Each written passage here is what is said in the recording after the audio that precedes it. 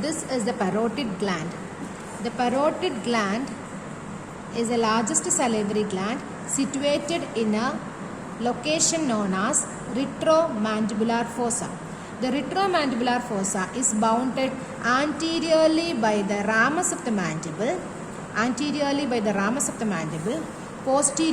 the mastoid process, superiorly by the external acoustic meatus or the auditory opening, and the joint forming here, the temporomandibular joint.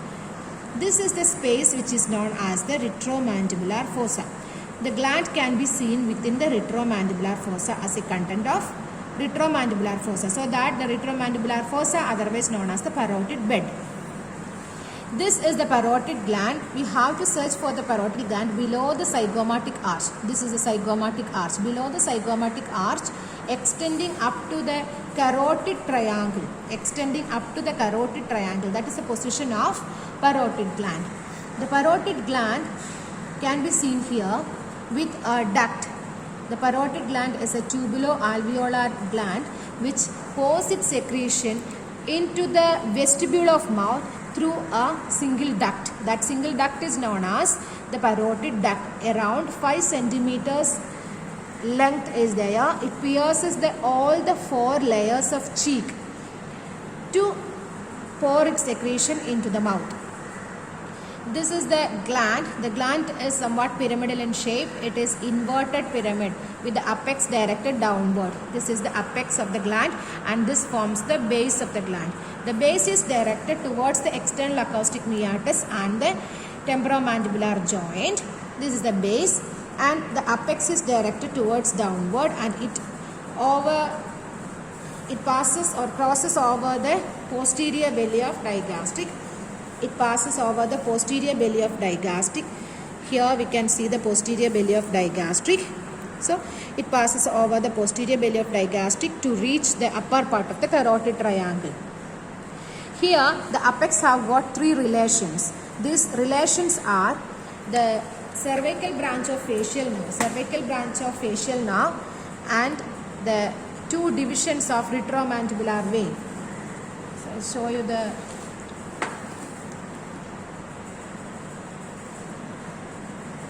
retromandibular vein.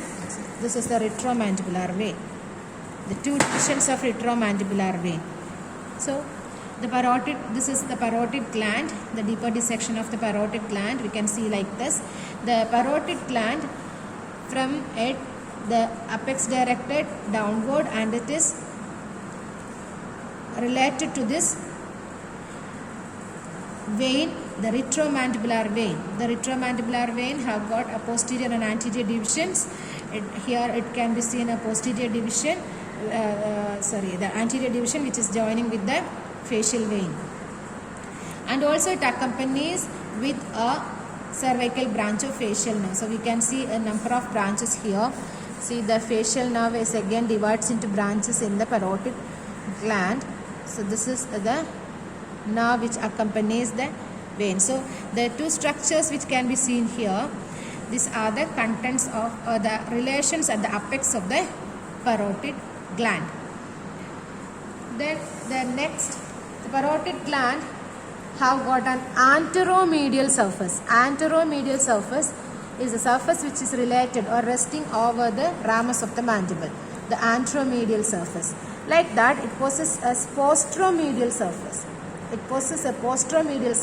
is present towards the mastoid process. In between these 2, the anteromedial surface and the posteromedial surface are joined by means of the medial border.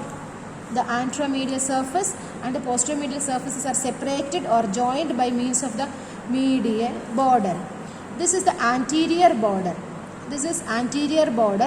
It separates the anteromedial surface from the superficial surface. Otherwise known as the lateral surface.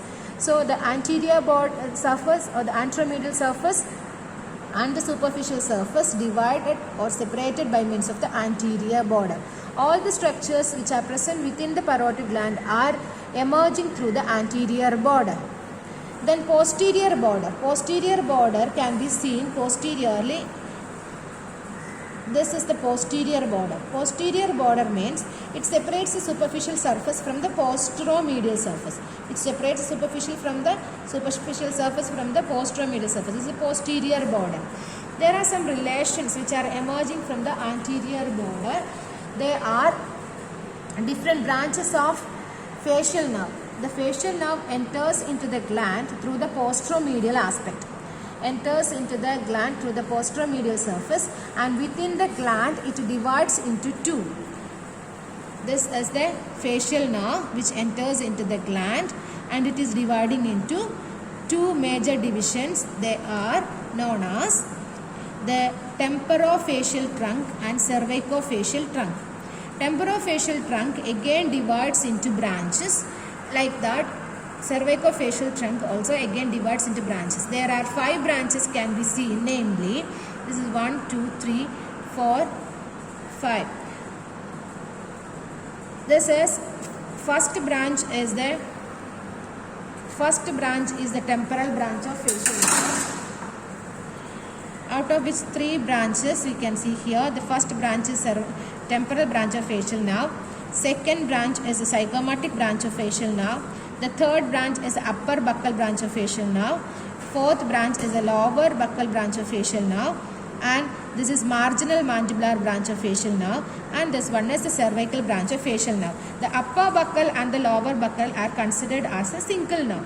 So that there are 5 branches. They may be arising directly from the facial nerve or by after dividing into divisions. So these are the temporal, zygomatic, upper buccal, lower buccal, marginal mandibular and the cervical branch of facial nerve.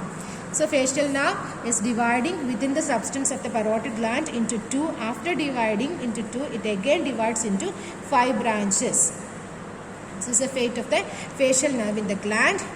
And like that, within the gland, the external carotid artery, the second structure which can be seen within the gland is the external carotid artery. The external carotid artery within the gland, it divides into 2.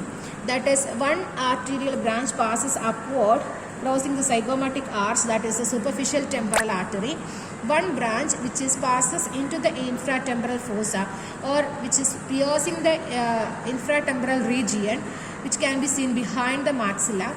And this is the infratemporal region. Within the infratemporal region, the branch supplies, that is a maxillary artery. So the parotid gland have got a second content as the external carotid artery. The external carotid artery ascends upward within the gland, and within the gland it divides into 2, the superficial temporal vessel and the maxillary artery.